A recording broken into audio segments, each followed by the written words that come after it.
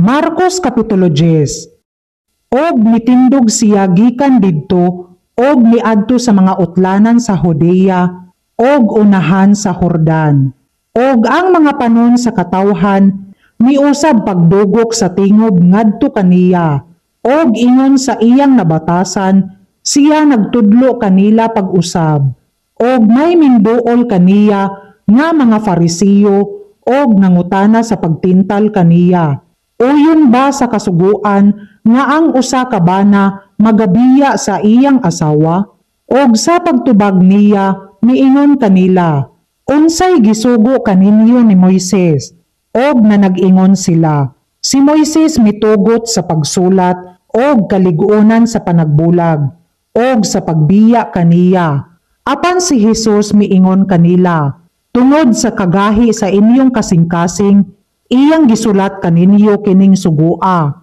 Apan sukad sa pagtukod sa kalibutan, lalaki o babaye, iyang gibuhat sila. Tungod niini pagabiyaan sa usa ka tawo ang iyang amahan og ang iyang inahan og makighiusa sa iyang asawa. Og silang duha magausara kaunod. Busa dili na sila duruha, kundili usa na lamang kaunod. Busa ang gihiusa sa Dios, dili pagabulagon sa tawo. Og sa balay gipangutana siya pag-usab sa iyang mga tinun-an, mahatungod niining butanga. Og siya miingon kanila, kung kinsa ang mobiya sa iyang asawa, og mga sawa sa lain, makasala sa panapaw, batok kaniya. Og kung ang usa ka babaye, mobiya sa iyang bana, og mamana sa lain, siya makasala sa panapaw. Og siya gidad-an nila og mga gagmayng bata, aron siya magahikap kanila. Apan ang mga tinun-an, nagbadlong kanila.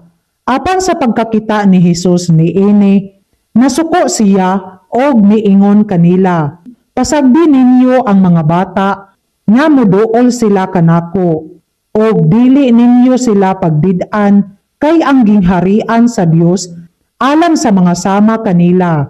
Sa pagkamatuod nagaingon ako kaninyo, bisan kinsa nga dili modawat sa gingharian sa Dios, ingon sa usa ka bata, dili gayud siya makasulod niini. Og sa nakugos niya sila sa iyang mga bukton, og napandungan sa iyang mga kamot, iyang gipanalanginan sila.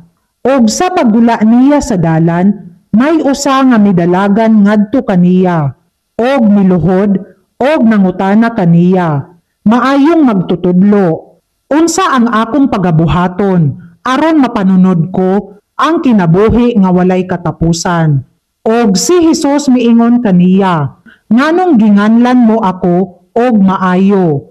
Walay bisan kinsa nga maayo, kundili usa lamang, ang Dios.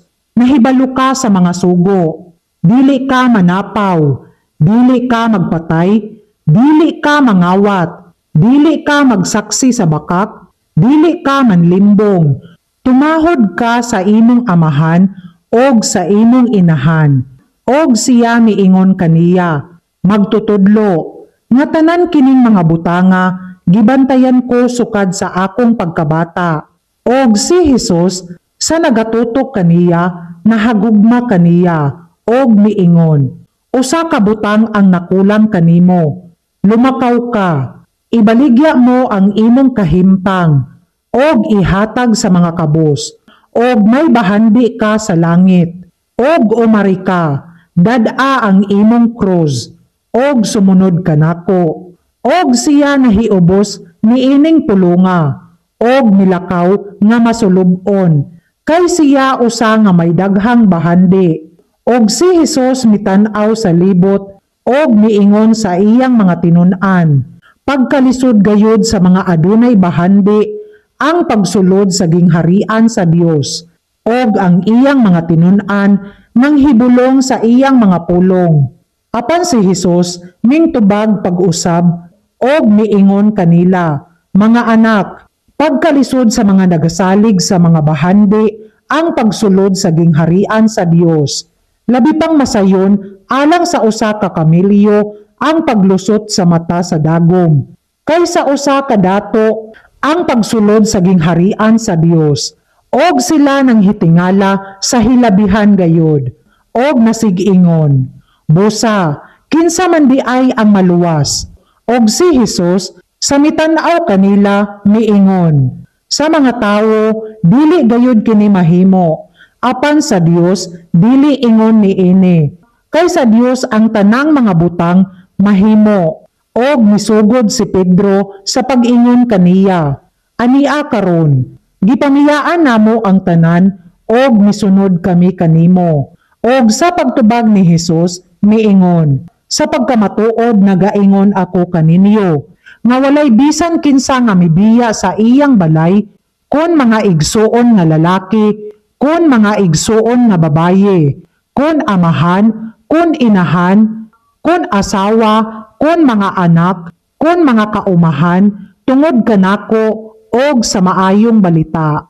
Nga dili magadawat usa ka gatos kapilo niining panahona. Mga balay og mga igsuon nga lalaki og babaye, og mga inahan og mga anak og mga kaumahan, uban sa mga paglutos og sa panahon nga umalabot kinabuhi nga walay katapusan. Apan daghan ang mga nanghiuna nga manghiulahi, og mga nanghiulahi nga manghiuna, og didto sila sa dalan nga nagatungas padulong sa Jerusalem.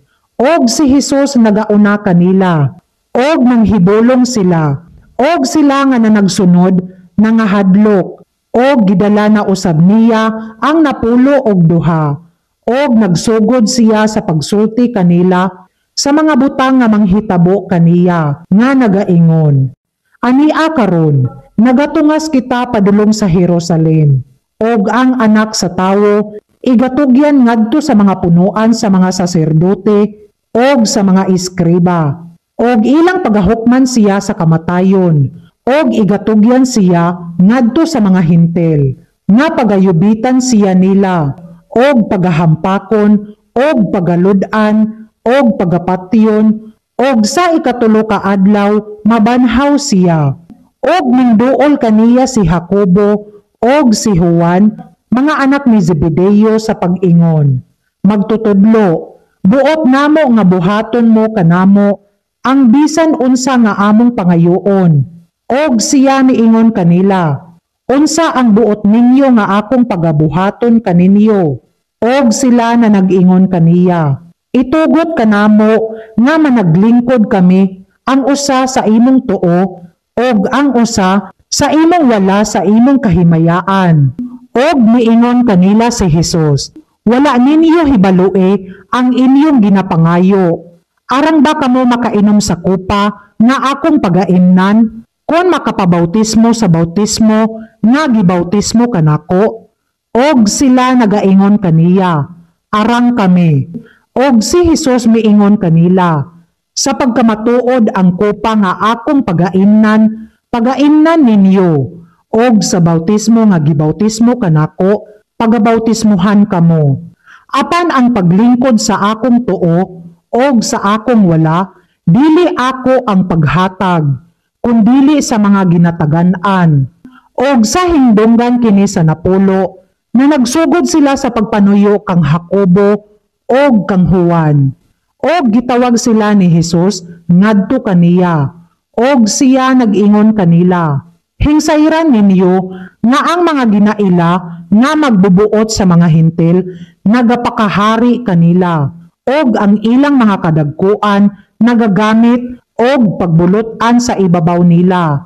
Apan dili maingon niini sa taliwala ninyo, kundili bisan kinsa kaninyo nga buot magpakadako mahimong inyong alagad, og bisan kinsa kaninyo nga buot magauna mahimong ulipon sa tanan. Kay ang anak sa tawo mianhi, dili aron pag-aalagaran, kundili sa pag-alagad og sa paghatag sa iyang kinabuhi nga lukat alang sa daghan. Og miabot sila sa Jericho, og sa pagikan niya sa Jericho, uban ang iyang mga tinun-an, og ang usa kadakong panon sa katawhan, ang anak ni Timeo, si Bartimeo, Usa ka butang nga makililimos, nagalingkod sa daplin sa dalan. Og sa pagkadungog niya nga mao kadto si Hesus nga Nazaretnon, nisugod sa pagsinggit og pag-ingon, Hesus, anak ni David, kaluy-i ako. Og daghan ang mibadlong kaniya aron siya mohilom. Apan siya misinggit og labi pa hinuon, anak ni David, kaluy-i ako. Og mihunong si Hesus og miingon, tawgan ninyo siya. Og gitawag nila ang buta nga nagaingon kaniya, maglipay ka, tumindog ka. Siya nagatawag kanimo. Og iyang gisalibay ang iyang kupo, og mitindog, og miduol kang Hesus. Og sa mitubag si Hesus, nag-ingon kaniya, unsa ang buot mo, nga pagabuhaton ko kanimo. Og ang buta niingon kaniya, magtutudlo, nga makadawat unta ako sa akong igtatanaw. Og si Hesus miingon kaniya, lumakaw ka, ang imong pagtuo nagluwas kanimo. Og diha-diha nakadawat siya sa igtatanaw. Og misunod siya kang Hesus sa dalan.